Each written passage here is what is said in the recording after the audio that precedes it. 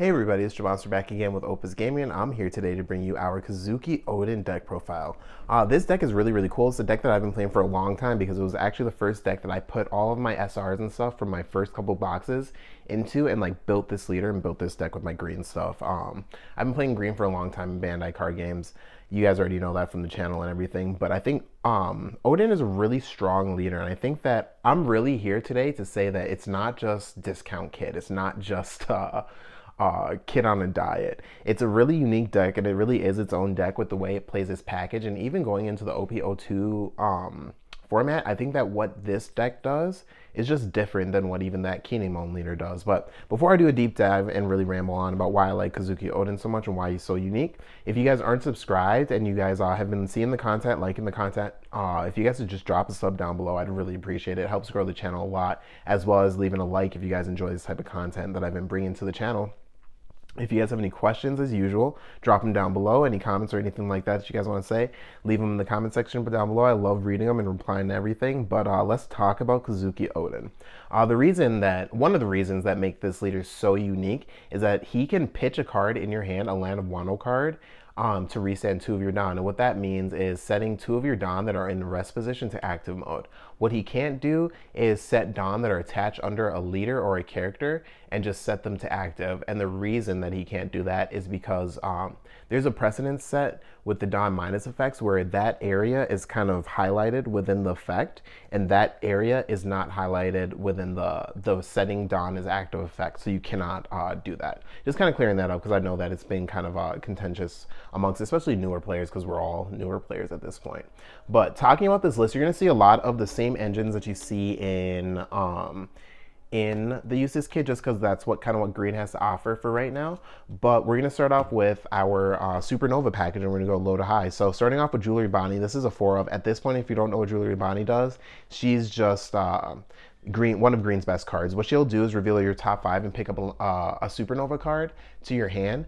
And that, for this deck specifically, it really picks up your top end, but it also picks up all your defense. So she's just your constant access to resource management. She's a fantastic card. And then the Capone is a 1-cost blocker, and I'm going to be playing him at 3F just because he doesn't have counter. He's a 1-cost blocker, but at the end of the day, a lot of times you're going to be able to cheat cards out or afford to play these cards. And it's up to you as a player to decide when is a good time to board these cards where they get value and you're not just going to lose them for them being like cheaper cards, right? So going into the next card, we're going to talk about Scratch Him in a Poe. This is me quick. He's in here for a 2K counter. And he's a Supernova, so he is searchable. We really want to have those 2K counters numbers up, just because in green especially, you really don't have access to searchable 2K counters, and defense can be kind of difficult. So we're really trying to manage that. But getting into the 2-cost card that does matter is playing 4 of the Killer. This Killer is a blocker. I don't often use it for its Dawn ×1 ability, just because I see at higher levels of play, your opponent's just going to remove this card before they give you that value. And if they are giving you that value, it's because they have to, and you have grinded through so many copies of the card. It's usually later in the game. It's usually not early that your opponent's just like, yeah, I have a free card in hand while you have a wide board state.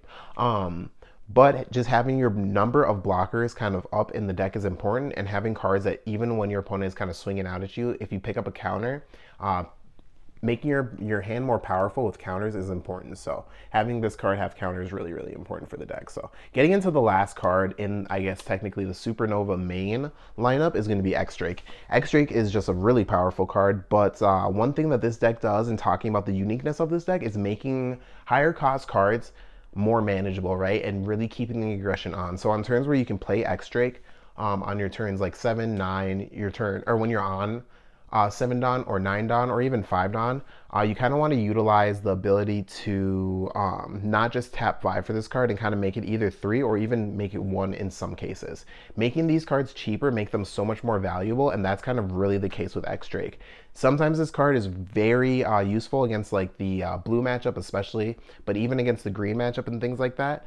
But against like purple or against well, I guess it's really just purple, because even against red, you can get some of their cards rested really nicely. So against purple, it can be kind of hard to utilize this card, and it's kind of seen as more of a counter. So that's why we're playing it at a 1 of, but it can be pretty useful, and having that tool in the toolbox is nice.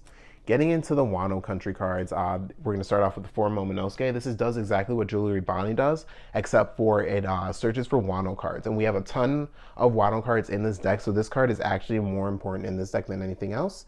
When you see multiple of it and you're defending it, it's easy to pitch that card to restand 2 if you need to with your leader effect. But we'll talk more about utilizing the leader effect a little bit later in the deck profile. Here we have Nekomushi. This card is fantastic, and it's really what you want to be doing with this deck. Even though this deck is an aggressive deck, you can't afford to let your opponent kind of gain resources easily. So tapping 2 and playing out this card that can later become an attacker, while tapping down your opponent's cards and kind of swinging into them, either forcing them to drop resources or getting cards off their side of the board without giving them resources from life while you set up a wider board state is really nice. Nekomushi just kind of fits into this deck's playstyle, and I think it's just a really good card, so playing it at 4 of feels nice. Next out, we're going to get into our 3 drops. I think we'll leave just Izo by herself, and we'll talk about the rest of the 3 drops after. Izo is going to be your 2K counter, but more so than Scratch and Napo. You can play her for 3, rest one of your opponent's 4 cost or less cards, and that is just really nice. You can get some of those bigger blockers out of the way when you're pushing for game, or you can use it as a control tool in the mid game. Oftentimes, I'll use it more so as that 2K counter more than a control tool, but it's there as that if you need it to be. So we'll move these over and drop this. All right, now let's talk about the 3 drops that you want to drop on curve. 2 Okiku and 4 Raizo. Okiku is really, really good, but she's better going second, and she fits into your curve going second more so because we play a lot of cards that cost 5 that are very important to board. So the reason that the 3 costs and the 5 costs come into play is that if you're going first and you tap 3 to play Okiku, on the next turn you need to attach a Dawn onto her to be able to swing it. And like I said earlier, you can't restand that Dawn and put it back to your active area with your leader effect. So once it's stuck on her Okiku, it's stuck unless she dies, and she can't really die on your turn. So that makes it so you want to play Okiku kind of later into the game, which makes it more valuable to play less copies of her, and you kind of gear more towards the Raizo. With the Raizo, the biggest thing with him is the reason that you want to field this is just because you can either hold it or you can swing with it, but it's easier to put cards on the board because with Raizo, you tap 3, put him on the board. On your next turn, you tap 1, play a Bonnie or a Momonosuke, tap another Dawn, use those cards to pick up a card from your deck to your hand, but then you can use leader effect to pitch a card, right? Restand those 2 Dawn, swing with the Raizo. You don't even need to attach a Dawn onto him. You can just swing maybe at a rested card or just swing to pick up a card.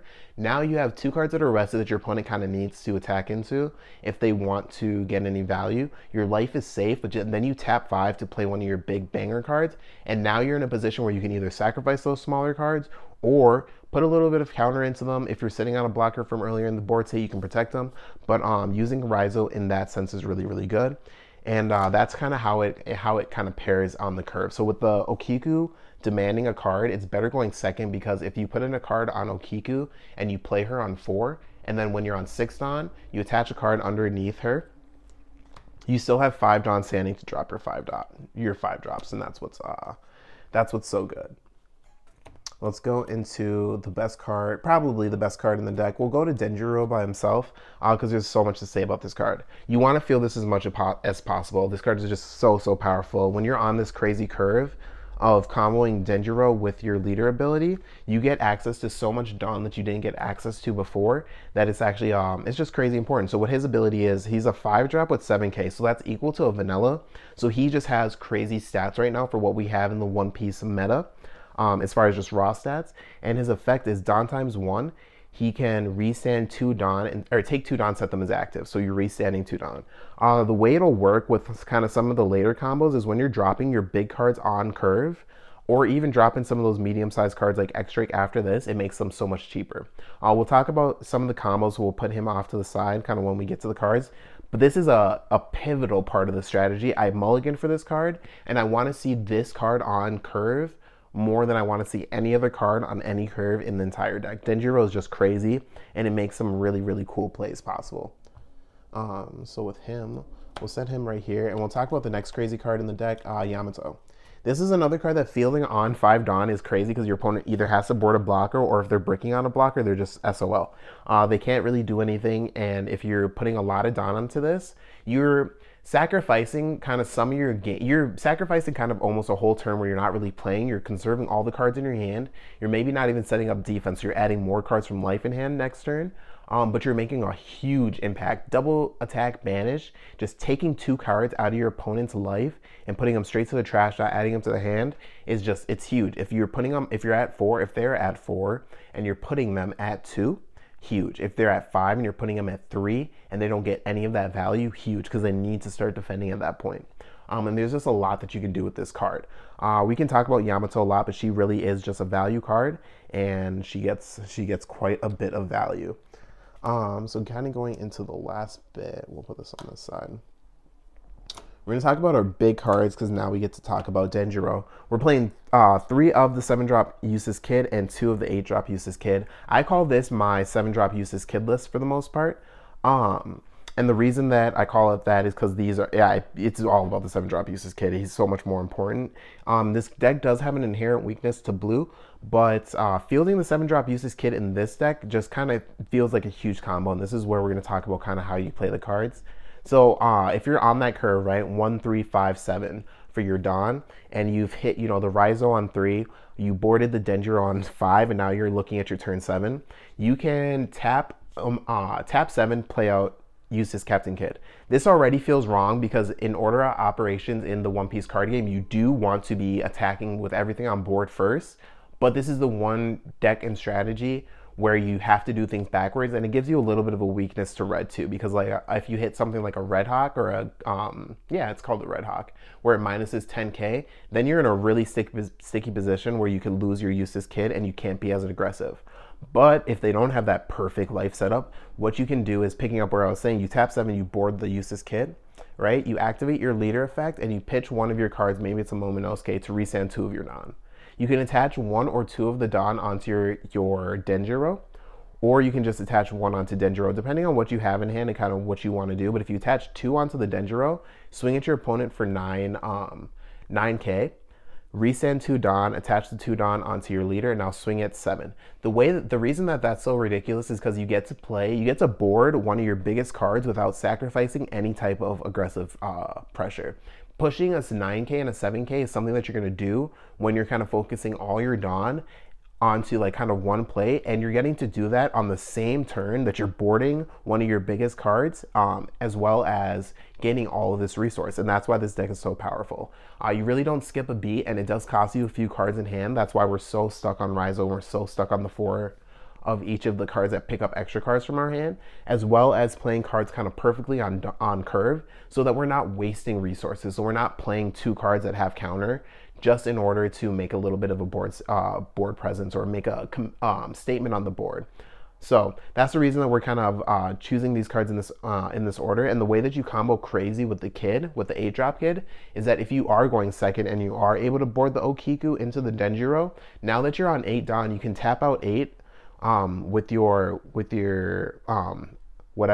just active Dawn, board your useless kid, activate your Kouzuki Oden effect, right, before you activate the useless kid effect. And you can once again swing 9k, but it does depend on what else you have in hand. But if you just want to swing 8k, swing 8, restand 2, attach one of the Dawn that you just restood onto your leader, tap him, maybe play out a killer, attach a Dawn onto the killer, and then you still have 1 Dawn up for something like a Paradise Waterfall. Or you skip out attaching the Dawn on the killer, you attach a Dawn onto the useless kid, and you have 2 Dawn up for a Punk Gibson.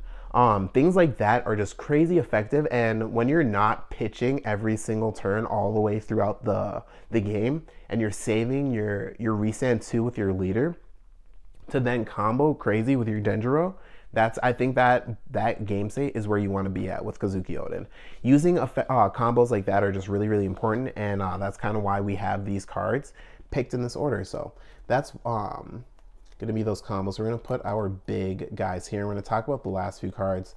We're going to talk about Demon Face first. Exact same reasons as why we're playing the bigger package with all the character cards. You can tap 6 for this card, KO up to 2 of your opponent's rested 5 cost or less. This demolishes things like Law, red in general, it is really good against like green and stuff like that, because if they're sitting behind a big kid and they have a rested 5-drop Law and they have a rested Raizo, you crack both of those and then you kind of continue to go through your game state, right? Because you tap 6 for this, but then you resend 2 with him, maybe resend 2 with your leader too, and this card only costs 2.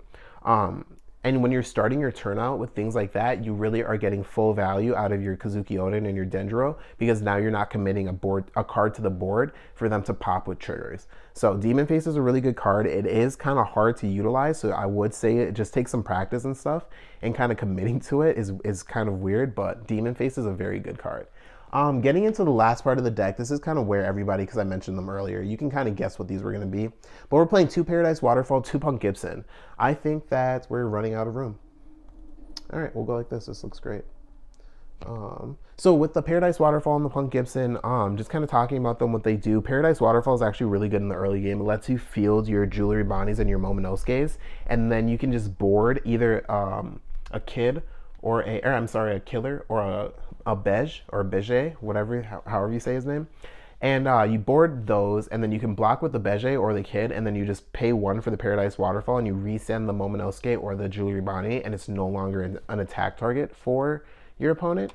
And that's just like, that's really where you want to be with this kind of deck, and kind of utilizing those smaller value plays where now you're picking, yeah, you used the card and you sacked a blocker, but now you're picking up a card, they have to attack your life, so you're getting a card out of life, but you're also getting a card off your said card once again the next turn.